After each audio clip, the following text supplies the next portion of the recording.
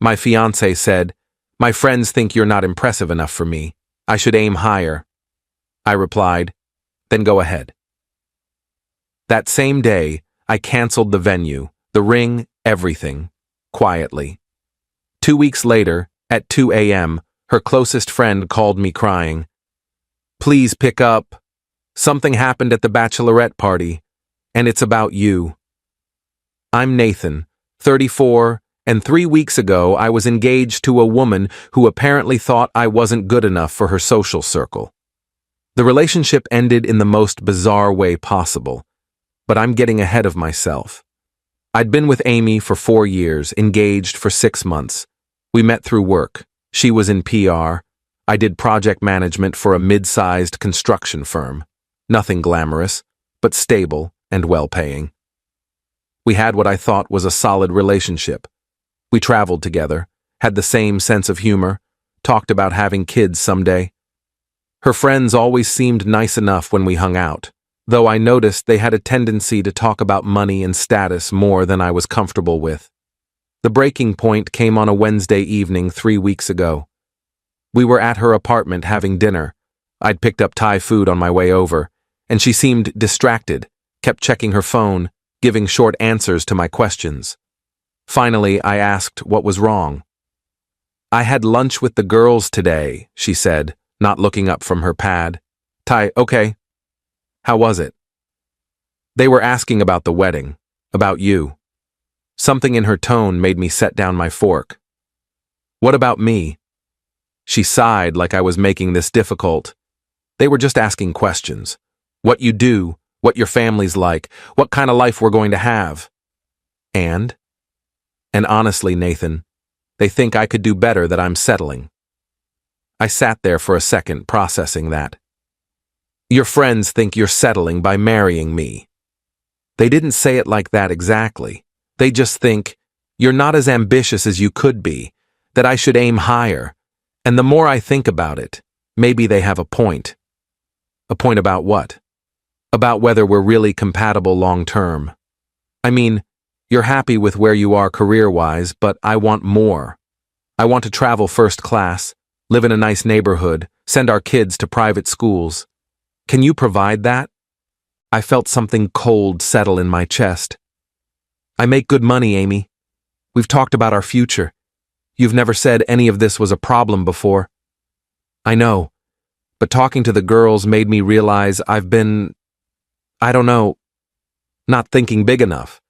They think I should be with someone more impressive, someone who makes them jealous, not someone who makes them ask, 'But what does he do exactly?' So your friends don't think I'm impressive enough, and now you agree with them."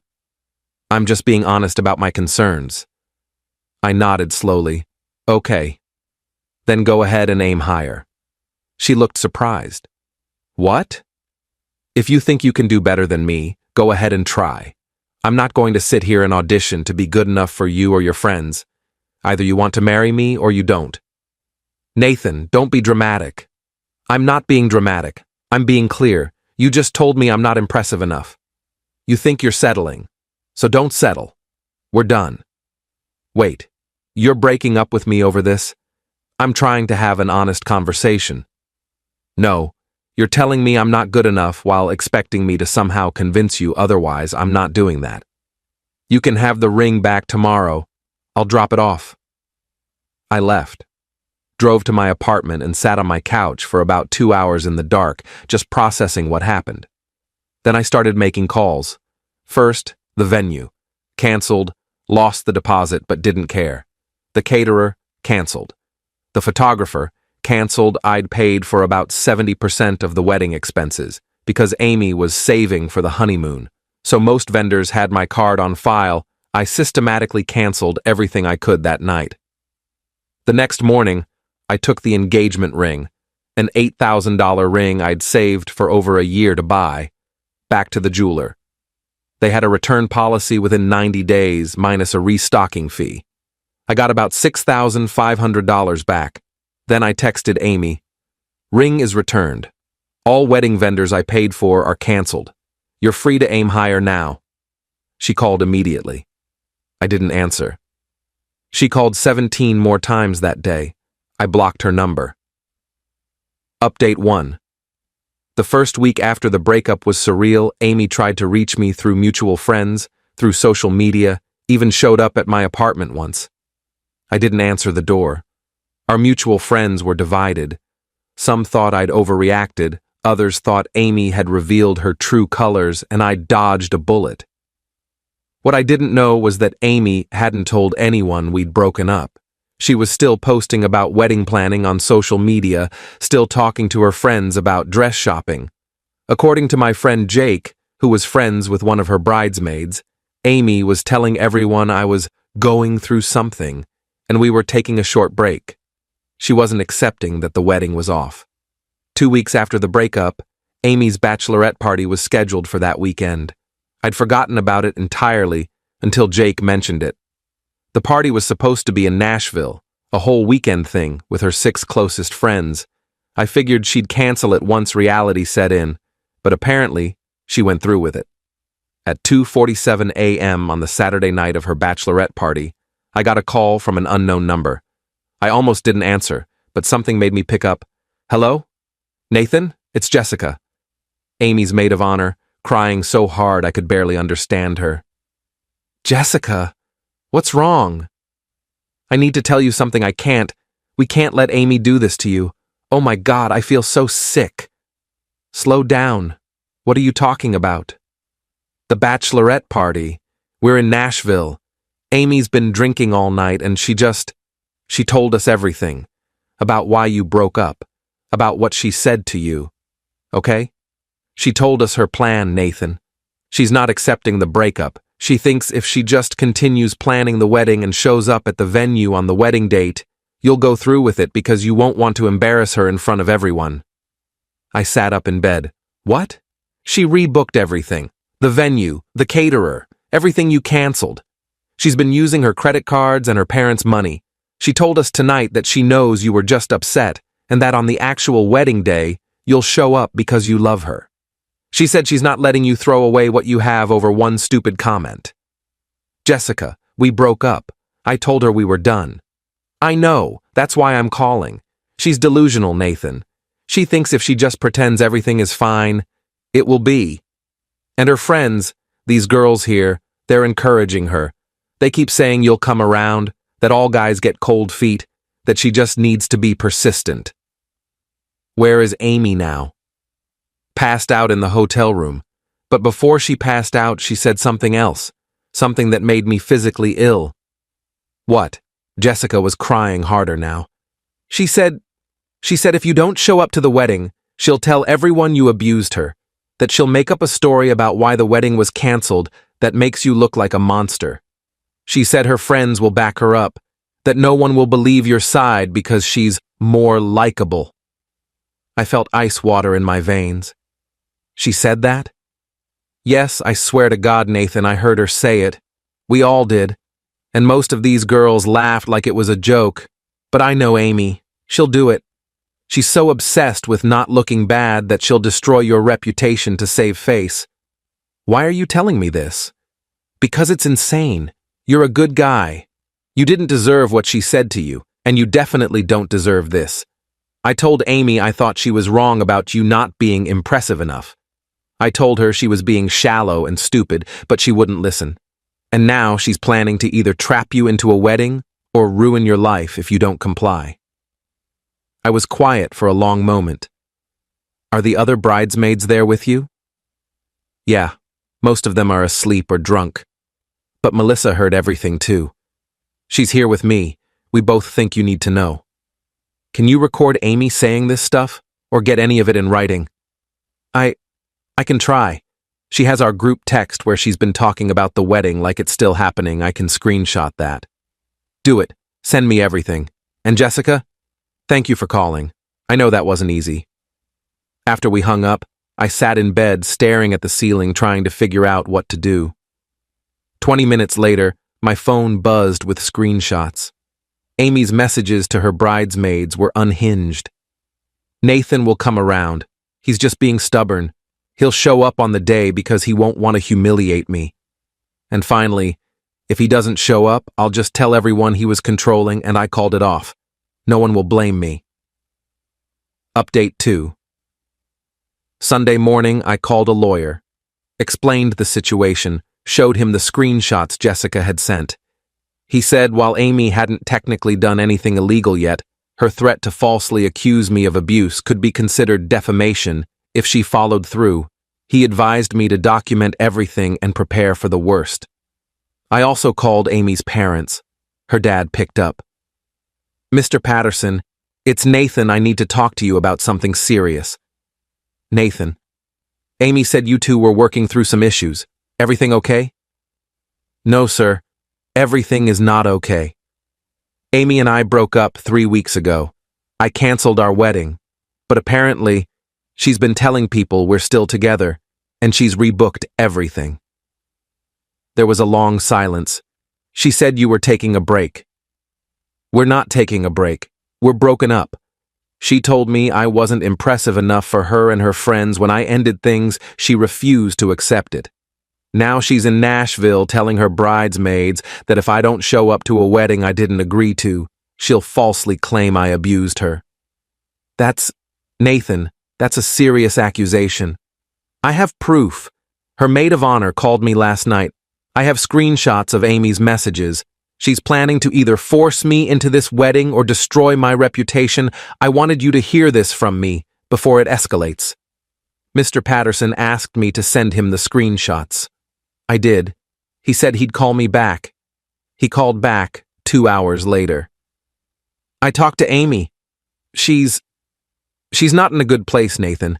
She admitted she's been in denial about the breakup. She swears she wouldn't actually make false accusations, that she was drunk and talking nonsense. With all due respect, sir, drunk words are sober thoughts. I can't trust that she won't go through with it. I understand. I'm going to get her home from Nashville today, and we're going to have a family conversation. I'm also going to make sure the wedding vendors are contacted and everything is definitively canceled. You have my word. Thank you. Nathan, for what it's worth, I think Amy made a terrible mistake. You've always been good to her. I'm sorry it ended this way. Update 3. Amy's parents did cancel everything and apparently staged some kind of intervention. Jessica texted me updates over the next few days. Amy was forced to tell her friends the truth, that we were broken up, that she'd sabotaged the relationship by telling me I wasn't good enough, and that her plan to wait me out had failed spectacularly. The friend group imploded. Jessica and Melissa both distanced themselves from Amy, disgusted by her behavior. The other bridesmaids apparently felt deceived and embarrassed that they'd been helping plan a wedding that wasn't happening. Amy's reputation in her social circle took a massive hit. 4 days after the Nashville incident, Amy sent me a long email. It was partly apologetic, partly defensive, and included a lot of excuses about how she'd been confused and influenced by the wrong people. She claimed she never would have actually accused me of abuse, that it was just drunk talk. She asked if we could meet for coffee to get closure. I didn't respond. A week later, I heard through Jake that Amy had started therapy. Her parents had apparently made it a condition of continuing to support her financially. I was glad she was getting help, but it wasn't my problem anymore. The weirdest part of all this was how many people reached out to tell me I'd done the right thing. Friends I hadn't talked to in years, even Amy's cousin, who I'd met maybe twice, sent messages saying they'd always thought Amy was too focused on appearances and status. It was validating, but also made me wonder how many people had been thinking that while we were together. Final update. It's been 2 months since the breakup. I'm doing well, all things considered. I've been focusing on work, started going to the gym more consistently, and reconnected with some friends I'd neglected during the relationship. Jessica and I have stayed in touch, just as friends. She feels guilty about not speaking up sooner about Amy's behavior. I told her she doesn't need to feel guilty. She called me when it mattered most. Amy moved to a different city about 3 weeks ago, got a job transfer according to Jessica. I think she was too embarrassed to stay here after everything that happened. The story got around, not because I told people, but because the bridesmaids talked, and it spread. In a city this size, that kind of drama doesn't stay quiet. I ran into one of Amy's friends from that lunch, the one who apparently started the whole "you're not impressive enough" conversation. At a coffee shop last week, she actually approached me. "Nathan, hi.